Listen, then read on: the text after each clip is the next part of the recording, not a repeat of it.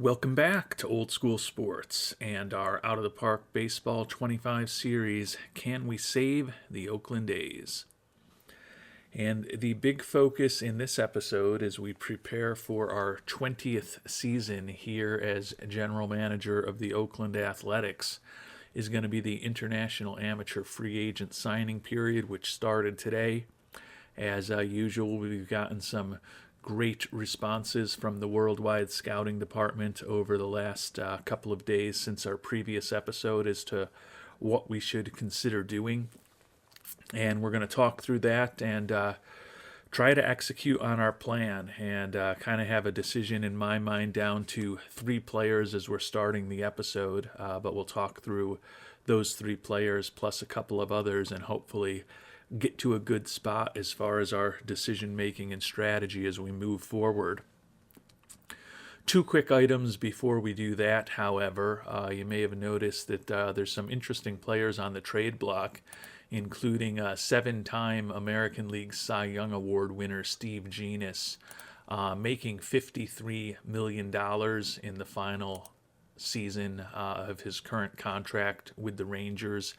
Still an absolutely outstanding pitcher, although our Federico Arriola stopped his Cy Young Award streak at 7 in 2040 and has since won the last 2 American League Cy Young Awards. Jeannis, of course, would still be an incredible addition to any team. Unfortunately, as we think about our Oakland A's, with a total payroll of just about $128 million and a total budget of $196 million, adding a player making $53 million, even if we're able to have Texas keep a big chunk of that contract, is just not particularly realistic. And even more importantly, right now at least, he's invoking his 10-5 rights to prevent a trade to us. But certainly someone we'll keep an eye on as the season continues to move forward.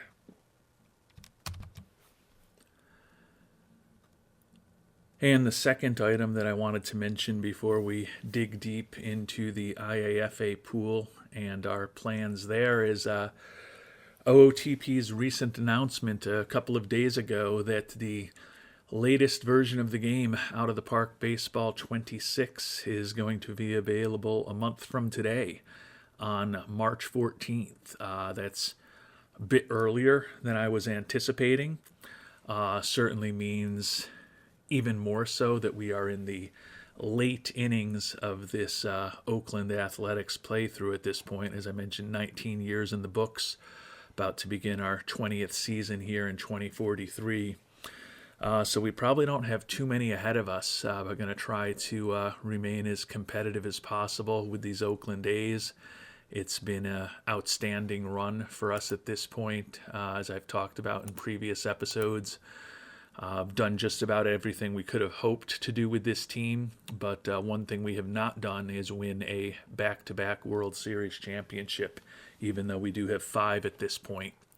So the number of opportunities for us to do that are clearly getting very small, and this upcoming season probably the best opportunity we'll have to make a repeat championship happen, and realistically it could be our last opportunity to have a potential repeat championship depending on how many seasons we've got in front of us.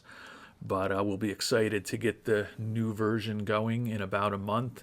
Sounds like there's some interesting enhancements coming to the player development lab, which I'm really excited to see, along with some changes to the draft and combine and kind of preparing for the amateur draft each year.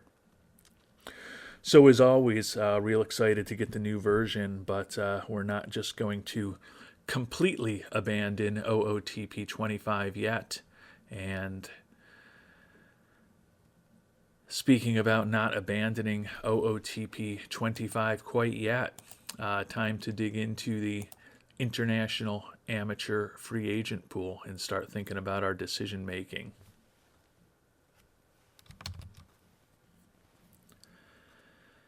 And I mentioned earlier that there were 3 players who stood out to me and 3 players who really stood out to the worldwide scouting department. We'll talk about them shortly, but a couple of other players that were at least mentioned. The young catcher Jorge Legay was liked by Avery Shaham. Certainly a lot to like about Boot Legay. Looks like he can be above average in all of the batting ratings with borderline outstanding power, a lot of real positive personality traits, and looks like he can be a competent defensive catcher at this point, and would certainly hope that he could potentially become more going forward. With that 2.2 million demand, which is the lowest of any of the position players that we've been scouting aggressively, there's also potential to perhaps in a perfect scenario, given that we've got 5.7 million to spend, layer in a guy like Legay with another pretty high-end prospect. I don't think that's the path I'm going to follow, but certainly felt he was worth mentioning. Similarly, Ezekiel Ochoa was not anyone's first choice. Both Dodo Dude and Peter Hooper, though, thought he was worth consideration. A bat that looks like it could be solid and above average in terms of everything. Okay defensively, okay speed-wise, but another guy similar to Legay, 17 years old, one of the real interesting prospects in baseball. But with that $3 million demand, I do prefer him a bit less than some of the others. And to be fair, as we'll talk about, both Dodo Dude and Peter Hooper had other guys a bit higher on their lists, but he was certainly one in terms of Ochoa that was worth mentioning as well. And as I mentioned, there are 3 prospects who stood out in my mind and also stood out in the minds of the group wisdom of the worldwide scouting department. 2 of them are the 5-star potential center fielders, Alejandro Padilla and Pim van der Velden. Both very popular with the worldwide scouting department. Padilla, also known as the Polar Bear, 16-year-old center fielder, looks like he could be above average in everything offensively with borderline exceptional power and eye. Has really good speed, so some hope that we could improve his instincts on the base paths and make him a much more efficient base stealer and base runner going forward. And he's also a solid defensive prospect. Certainly looks like he could be a excellent left fielder, and the hope is that over time maybe improve these ratings a bit to make him even more competitive in right field and center field down the line. Padilla, as I mentioned, very popular with the worldwide scouting department. Top selection from the likes of Quaitime, Dodo Dude, Christian Wilson, Blade Staff, DLL First Base 14, Avery Shaham, Peter Hooper, Wyme 943. Max Taylor had him just a notch below. Another guy that we'll be talking about shortly. Paul West had Padilla second on the list. So certainly a lot of support for the Polar Bear, who, as we mentioned, could be above average in the 4 main batting categories. Seems like he is a guy, if you want to find something to ding him on, that is likely to strike out quite a bit. But as a right-handed hitting line drive hitter with excellent home run power, excellent eye, above average gap power, above average contact, and good speed, if everything fully develops, certainly a lot to like about Mr. Padilla. Similarly, there's a lot to like about the 16-year-old center fielder Pim van der Velden, El Mulo. Another guy who looks above average in everything, but a bit more volatile in terms of his rating. His eye is only slightly above average, but his home run power could be truly exceptional. The speed, not quite as good as Padilla, but still fine. Similar outfield range, not quite the arm that Padilla has right now. Do like the high adaptability and work ethic that Van der Velden comes with. Doesn't seem like he's going to strike out quite as much as Padilla. Also a right-handed hitter, also 16 years old. So very similar prospects, and not surprisingly, that meant that a lot of people liked Van der Velden as well. Coach 1549, Christian Wilson, Paul West, Scott B., Max Taylor, Jarek Braxton had him at the top of their lists. Dodo Dude, Peter Hooper, DLL First Base 14, and Wyme 943 had him just a notch below perhaps the players that they liked the most. Blade Staff also had Van der Velden second on the list. So a lot of support also for El Mulo, the center fielder. So these two center fielders both looking for $3 million, both supposedly very easy to sign, and both would be very strong additions to our organization. But there's one final player left to consider, and that is the 17-year-old Cuban starting pitching prospect, Juan Miranda, the governor. High intelligence, low leadership, decent stamina, decent at holding on runners, but he is a right-handed pitcher with extreme ground ball tendencies, already reaching the mid-90s on the radar gun, and we think his stuff, his movement and control could all be well above average. Potential 4-pitch arsenal if everything develops. Certainly still has some work to do on the change and to a lesser extent the sinker to turn those into productive major league pitches. But think that the governor could be a very interesting pitching prospect for him. He was at or near the top of the list of scouting reports that we received from Coach 1549, Jarek Braxton, Paul West, Peter Hooper, Scott Donovan, Kevin Byrne, and Wyme 943. So a lot of support for Miranda as well. So it's kind of a interesting situation here where we definitely have a split vote among the worldwide scouting department on exactly which direction we should go. Not surprisingly, it's the 3 5-star ceiling players that are the most popular, but Miranda the pitcher, the center fielder Padilla, and the center fielder Pim van der Velden all got significant support, as we've talked about, from the worldwide scouting department, all looking for exactly $3 million, so the demands are similar or exactly the same at this point. Did get the suggestion from one viewer to try to offer two of them $2.85 million each and hope for the best. I don't think that will ultimately be successful. I think that when all is said and done, these guys are all likely to sign for the $4.5 to $5.5 million kind of range, but it would be interesting to at least give that an attempt. That being said, I just think the chance of success is low, so I'm inclined to pick one guy, I think, and go after him as hard as we possibly can.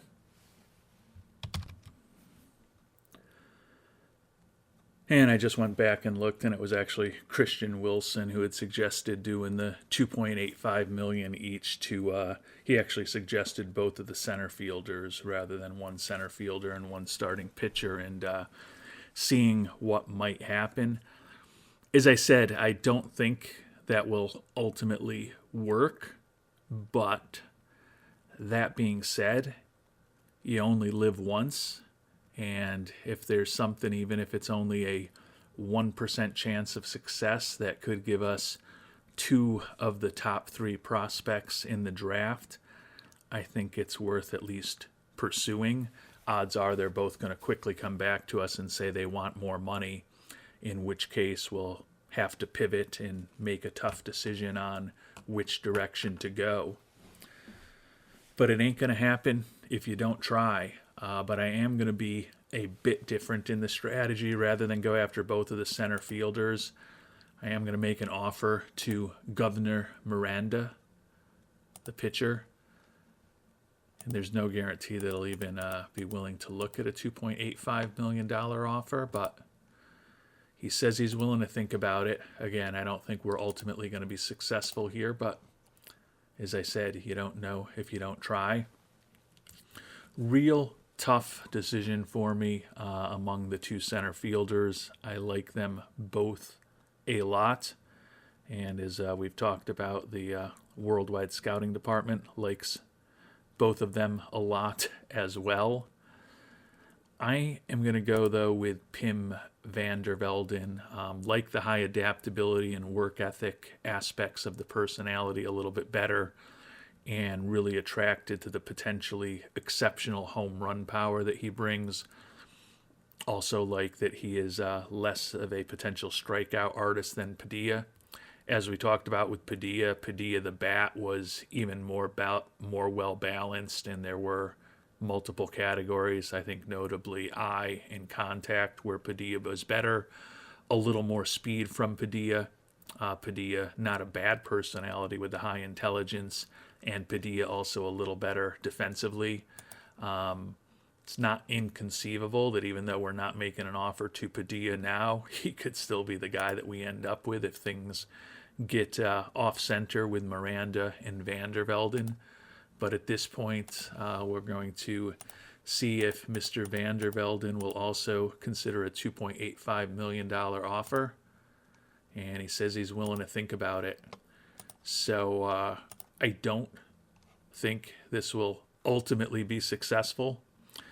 But as I noted, interesting idea from Christian Wilson, and we might as well at least give it a shot and try to put together a monster class here in international amateur free agency, even though it's unlikely, unfortunately, at this point that either of these players are ever going to be playing with us at the major league level for a significant amount of time before we move on to OOTP 26. And still waiting to officially hear back from Mr. Van de Velde, but Miranda says that unless someone offers him a better deal, he'll sign with us. Unfortunately, my hunch is that someone will offer Mr. Miranda a better offer. And we've simmed forward a couple days. Pim van der Velden says that he likes our offer as well. So right now, we're just hoping and praying that neither Miranda nor van der Velden are offered more than we've offered them. Again, I think the probability of success on even one of these is pretty low, but it's worth rolling the dice. And I'm sure we'll find out shortly whether or not we're successful. And not surprisingly, Pim has come back and said he's looking for more money, gotten a better offer from San Francisco. So at this point, we'll wait and see if perhaps we get real lucky and get the starting pitcher Miranda for half of our budget. If that doesn't happen, and within the next day or two Miranda says he's looking for more as well, probably pivot at that point to chasing hard after one of these two players or Padilla, depending on where their demands shake out as we start closing in on almost a week since the IAFA period started. And not surprisingly, Miranda also looking for more, so that does give us an opportunity to regroup. Didn't think the chance of success in getting two of these big-time prospects signed was all that realistic, but as I said, you don't know if you don't try. So we'll check back in on Pim van der Velden now, and he says he's looking for about $3.4 million, so the demand for El Mulo hasn't gotten away from us. Alejandro Padilla, he has a max offer from a team that he likes more than ours that he doesn't think we'll be able to beat, so clearly sounds like someone's given a $5.7 million offer to Padilla. And for whatever reason, he prefers that organization to ours. The starting pitcher, Juan Miranda, looking for close to $5 million at this point. So big money for all three of these guys. As much as I like Miranda, and we've definitely had good success developing young pitchers in this playthrough, particularly over the last 10 or 15 years. First few years were a bit rougher. And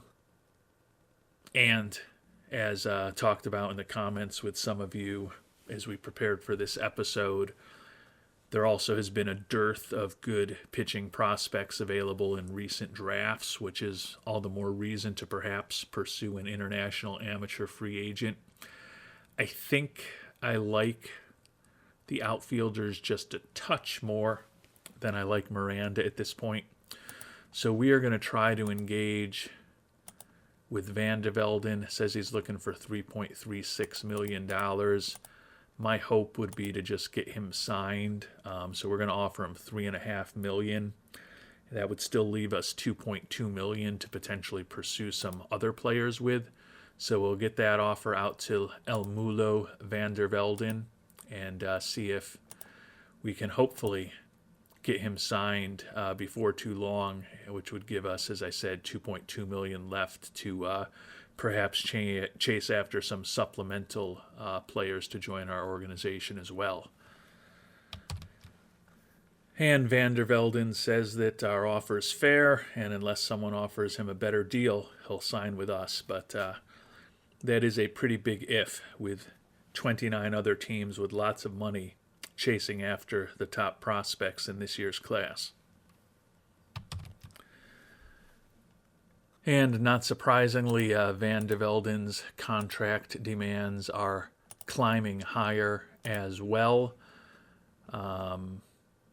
Looks like the center fielder Padilla has already signed, assuming it's going to be for $5.7 million. Yep, the Angels, a divisional rival, get the big center fielder, Mr. Padilla. Juan Miranda looking for every penny at $5.7 million at this point. Van der Velden looking for $4.8 million. We will meet his demand, which just went up to $5 million as we were talking to him, trying to negotiate. Hopefully that gets things done with Van der Velden and leaves us a little bit of money left to play with. But at this point, I think we're so committed to these top three prospects that if he comes back and says he wants the full $5.7 million, probably give it all to Pim at that point. And Miranda has now signed with Cincinnati, so two of the top three prospects are gone. He got the full $5.7 million from Cincinnati, so hopefully we'll be able to lock Van der Velden up, and in a perfect world it'll be for a little bit less than Miranda and Padilla ended up going for. And we did get Pim Van der Velden signed for the $5 million that we had offered him, so ended up going for $700,000 less than either Miranda or Padilla. So we've got a big-time prospect on board as the preseason gets underway. And as I talked about, that does put us in a position where we've got $700,000 left to spend. Our potential bargain basement reliever, actually starter, Wilson Salinas, is still out there. Had at one point been looking for $420,000. See what his demand looks like now. And he still says $420,000. I think he'd be a real nice supplement to Van der Velden. Certainly no guarantee that he's going to become a starter, with the fact that neither the fastball nor the sinker looks like they're going to be an exceptional pitch, even if he reaches his full potential in both of them. But he does at least have a reasonable path to becoming a starter, and he's not looking for a ton of money. We're going to offer him $450,000.